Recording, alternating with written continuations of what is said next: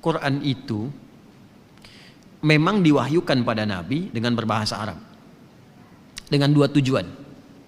Pertama, menghadirkan sifat keselarasan bagi masyarakat yang menjadi objek dakwah. Makanya tidak diturunkan wahyu kecuali dengan bahasa kaumnya. Apakah Nabi Musa alaihi salam mendapatkan Taurat pakai bahasa Arab? Tidak. Bahasa kaumnya waktu itu. Apakah Nabi Isa alaihi salam mendapatkan Injil dengan bahasa Arab? Pakai bahasa Inggris? Hah? Nabi Musa dapat risalah Ten Commandment misalnya, kan tidak kan? Ya, pakai bahasa kaumnya waktu itu ya. Nabi Lut, Nabi Ibrahim dan sebagainya. Nah, jadi sebetulnya pertanyaan tiga logis kalau ada yang mengatakan, wah itu Quran tuh hanya eksklusif untuk orang Arab pakai bahasa Arab. Nanti bisa dikatakan berarti Injil juga yang pada masa Nabi Isa eksklusif untuk kalangan masyarakat Aramaik saja. Ya, nanti bisa dikatakan ya Taurat juga eksklusif gitu. Nah, cara berpikir yang salah itu. Ya, masa Tuhan nurunkan wahyu dengan semua bahasa? Kan jadi bingung yang menerimanya kan? Bayangkan kan, jadi yang fitrah itu mengatakan semua yang diturunkan harus bersamaan dengan kemampuan untuk menyerap di masyarakat objek dakwah masing-masing. Maka turun dalam bahasa Arab karena khitabnya objek dakwahnya adalah masyarakat Arab pada masa itu, tapi indahnya ini dia. Dijawab di surat Yusuf itu. Ya. Di ayat yang kedua. Coba lihat Yusuf ayat yang kedua.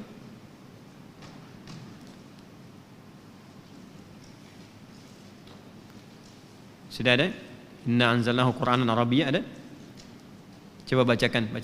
Gantian kita supaya ada pahalanya. Siapa bacakan? Bismillah. Ayo yang sudah, antum baca. Ayat 2, surat Yusuf ayat 2.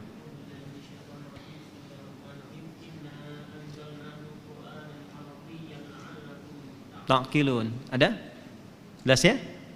Inna anzalnahu Qur'anan Arabiyya la'allakum taqilun.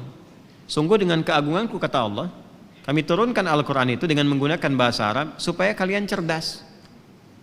Ternyata konstruksinya Al-Quran difirmankan oleh Allah dengan bahasa Arab itu, konstruksi bahasa Arab itu bisa mensupport kecerdasan, menstimulus seseorang lebih cerdas lagi. Saya membuktikan, makanya saya itu mencintai Al-Quran sejak kecil, tapi ngambil jurusan bahasa Arab. Bukan untuk bisa bahasa Arab ya. Ya, cukup jadi pekerja migran misalnya, itu bisa bahasa Arab. Tapi belajar bahasa Arab itu berbeda. Nahwu, saraf, balaghah, ilmu arud, adab, kita pelajari itu betul-betul memang. Ya, di bahasa Arab itu gramatikalnya terjaga. Beda dengan bahasa lain. Yang lain pun bagus-bagus misalnya. Tapi bahasa Arab itu unik. Jadi desain bahasanya pertama setiap hurufnya, setiap huruf yang diucapkan itu mewakili semua tempat keluar huruf dalam tubuh kita. Namanya makharij, tempat keluarnya huruf. Jadi setiap huruf dari alif sampai ya itu ada yang keluar dari bibir sampai ke bagian bawah di sini rongga udara. Semua terwakili. Di bahasa lain mungkin sebagian tempat saja, sebagian tempat. Tapi dalam bahasa Arab semua keluar. Yang lidah, sisi lidah, tengah lidah, dalam lidah, ya. Yang bagian atap-atap keluar. Yang depan aja bibir tuh ada 3 tuh, mim wau ba itu. Wau, mim, ba itu 3-nya udah beda sifat hurufnya. Terwakili semua sampai ke dalam. Kemudian konstruksi kebahasaannya itu ternyata menstimulus kecerdasan. Antum kalau belajar sharaf dipelajari ya, dari konstruksi tasrif fa'ala yaf'ilu fa'ala yaf'alu fa'ala yaf'ulu sampai ke ujungnya fi'il mudhari majhul, itu nanti terbiasa mengkonstruksikan sesuatu cepat. Jadi kalau ada persoalan tuh antum bisa runutkan dengan cepat. Kalau belajar nahwu itu, nahwu kan akhir harakat tuh. Apakah A, I, U dan sebagainya huruf itu memudahkan untuk merangkai sesuatu dengan utuh sampai ke ujungnya.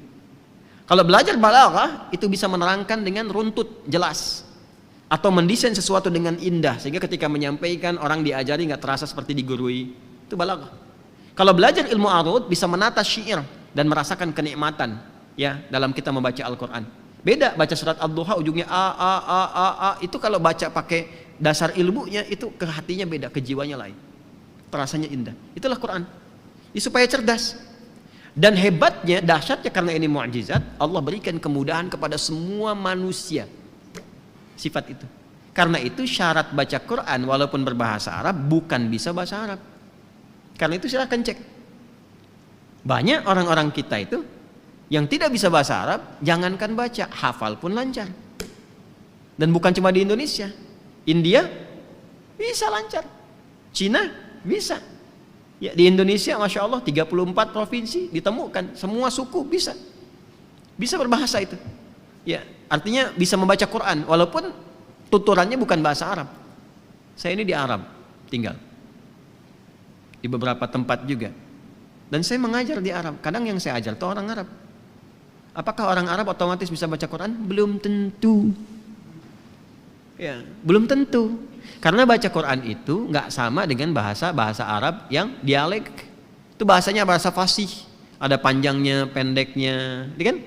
Ya, dan walaupun mereka kemudian membaca, nggak bisa sembarangan baca, karena kan di Arab juga nggak semua bisa bahasa Arab. Tuh, kaget kan? Ya kan? Kaget dong, hah gitu ya. Di Arab nggak semua bisa bahasa Arab. Seperti di Indonesia, nggak semua bisa bahasa Indonesia. Apa kabar Pak? Saya, ujang kumaha. Kan itu. Di Arab juga dialek ada, bahasa dialek itu bahasa lokal. Ya, misal kaifa haluk itu bahasanya fasih, apa kabar? Kaifa haluk. Orang Libya bilangnya sinjo, baheo, ya. Sinjo, baheo itu bukan tumpah, ya baik, ya. Sinjo, bahe. Orang Mesir bilang apa? Zayak khair, ya khair ya ammi, ya.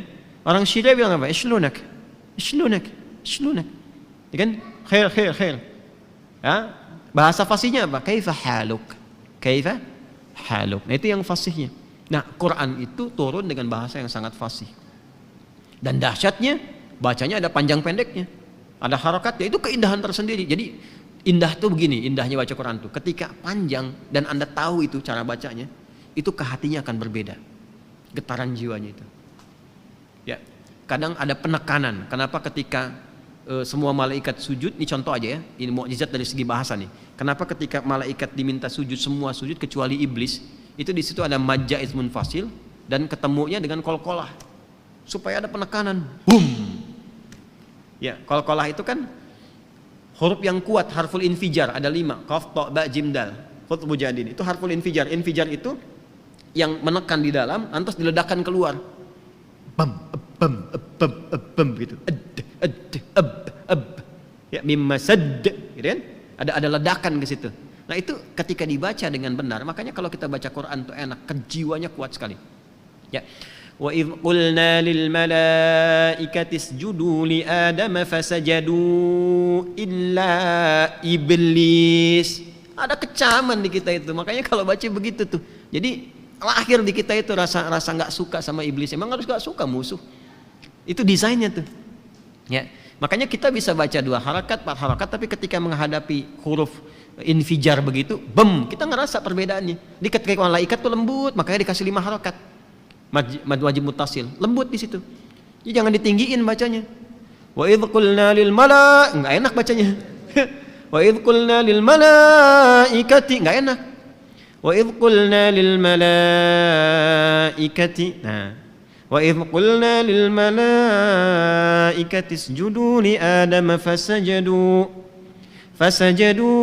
Yang mendayu-dayu pun tetap akan ada penekanan.